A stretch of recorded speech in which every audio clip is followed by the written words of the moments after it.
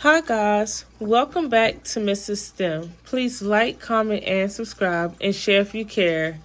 If you need any help with any homework, any science projects, anything of that matter from 6th grade curriculum to senior year of undergraduate curriculum, please just drop any problem in the comments below. I'll have that solved for you with the work to show exactly how I got the answer. Okay. So now we're going to do some simple addition and subtraction problems today. Very simple, just to keep your mind working. I completely made these up. Everything I'm giving you today, you can actually go over and check my work because I completely made every one of these off the top of my head today. All right, we're going to start off with addition. 0 plus 5 equals 5. 1 plus 1 equals 2. Simple. 1 plus 7 equals 8. 8 plus 2 equals 10. Now we're going to switch it up. We have a little bit of subtraction here. 63 minus 29. So the first thing we're going to do is we're going to make this into 13. And we're going to take 1 from this 6 to do it. So 13 minus 9 would be 4. And 5 minus 2 would be 3. We're going to do this one more time. And have 14. We're going to take 1 from that 2, which is going to make that a 1.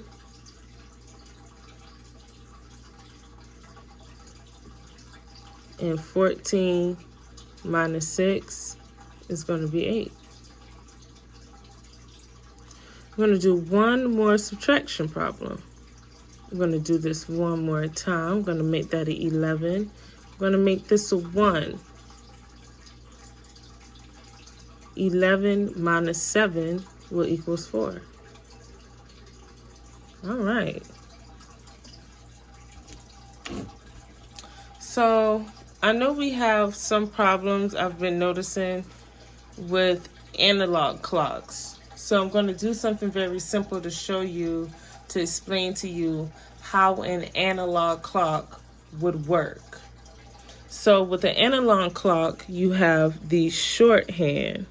And I'm going to make a whole bunch of small shorthands. This is exactly what it looked like. Just a shorthand. Shorthand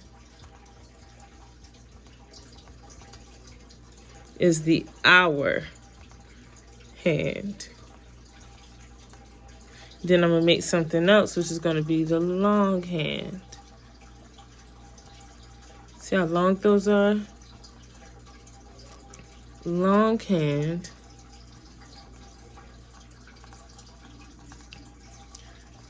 is minute hand. Okay, we got that?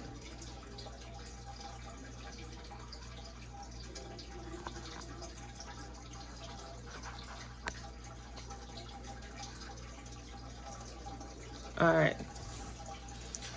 So now we know that the shorthand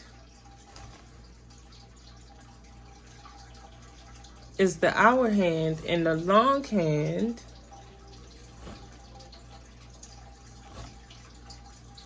is the minute hand. We understand that. Now we're understanding how the clock goes. So now we will start off with 1, 2, 3, 4, 5, 6, 7, 8, 9, 10, 11, back at your 12. Okay? Now what we want to see is what time are we showing on our first clock. Now we're going to start off with the hour. Since our hour hand is the shorthand, we're going to start off with 1. And we're in between the 1 and the 2. We haven't quite reached the 2 yet. 1. And since we have 60 seconds in a minute, we're counting by fives.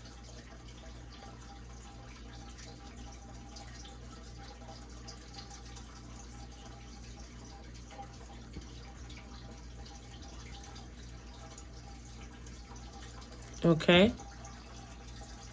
And it's the same, since we have 60 minutes in an hour, technically we're just going to count by ones because there's all 60 of the minutes.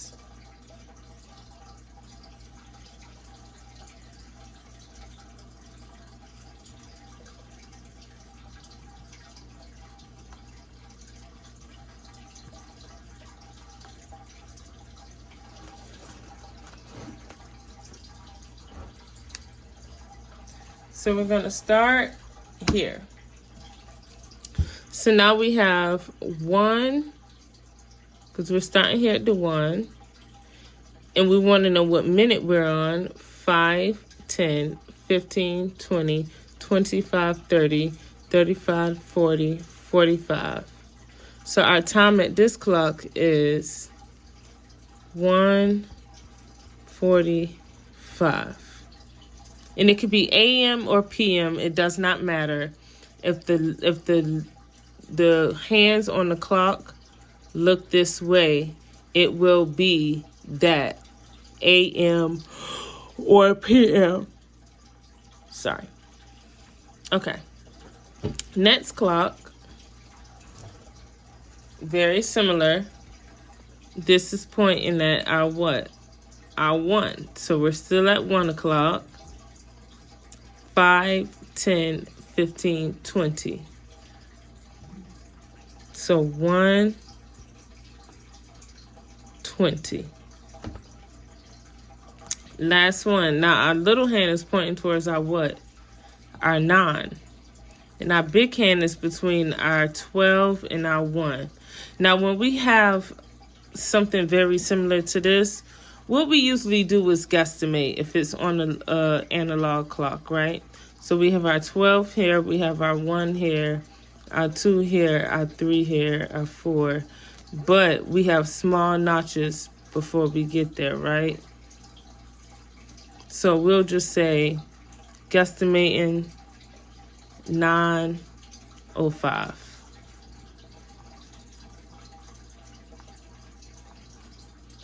All right. So that there is how you would read an analog clock. I'm going to write analog clock.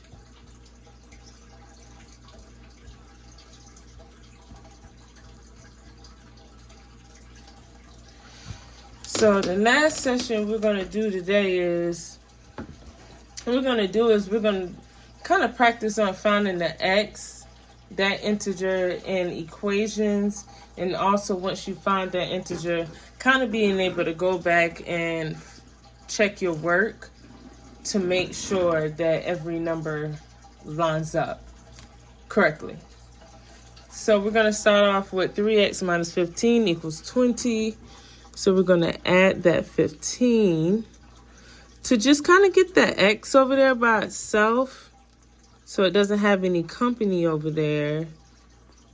And we can begin to get things done, you know. Okay, so now, since we have this x over here, we've gotten rid of that 15 from over there by adding it over here, because whenever you have a value, whether it is subtracting or multiplying, just know when you are putting that value on the other side, whether it has an integer or not, you would like to flip that particular value. So now, since it was subtraction, I am going to make that addition now. And since we're trying to get rid of this 3x, we're going to divide by 3, divide by 3. And so now we do have this x by itself over here. Now, once we do that division, we would know that 3 goes into 35 11.6 times. Now, with us doing this, we want to know and make sure, hey, we have the correct answer. So now what we are going to do is long division, which is 3. We'll see how many times 3 goes into 35. Now, I'm not sure how many of you guys have learned about the long division bracket yet, if you've gotten there yet or whatever.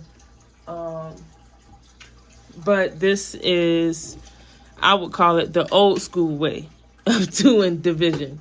Okay, so the first thing we would do is see how many times 3 would go into 35. Of course, we know 3 would go into 35 11 times, right? That's going to be simple because 3 times 11 is what? 33. Gotcha. And so now we're going to put a decimal here because we're like, okay, we got a little bit more number to go. And we're going to drop that 0 behind that 35.0 and that decimal behind that 11. And we're going to try one more time. How many times does 3 go into 20? 6 times, right? Just going to subtract that 18. And this is something we just learned right here. 20 minus 18 would be 2, right? We learned some simple subtraction up at the top. There we go. We have 6. So now we know, and then if we keep doing this, continually doing this, of course, we'll eventually keep getting 20s and it'll repeat to 6. But this just shows us 11.6 times 33, times 3 would be 35. That's pretty chill. We got that answer. Okay, so now we're going to do 16 minus 16, and it's 4x equals to 10, 4, 3, 24. Now we just did this up at the top with some simple subtraction. So, you know, we're using one function, one equation, one type of formula to create and build on it as we learn more formulas and more equations and see how in-depth math can be. All right, so now we have 24. We're going to divide by 4, which will give us x equals 6. And we know x equals 6 because we do know 6 times 4 equals 24.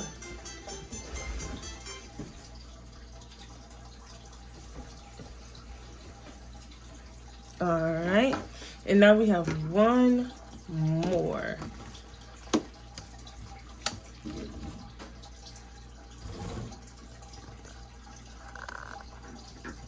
All right, so now we have plus 10, 8. So 1 plus 1 equals 2. Yeah, probably. And 2 plus 0 equals 2. So what we're going to do is x equals 22 over 8. And x will equals 2.75. Now, in order for us to show our work one more time,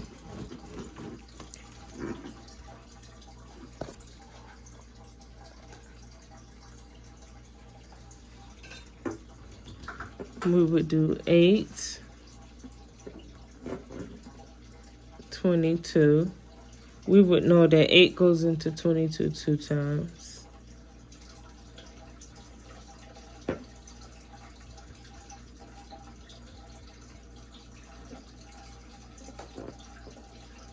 Put our decimal there.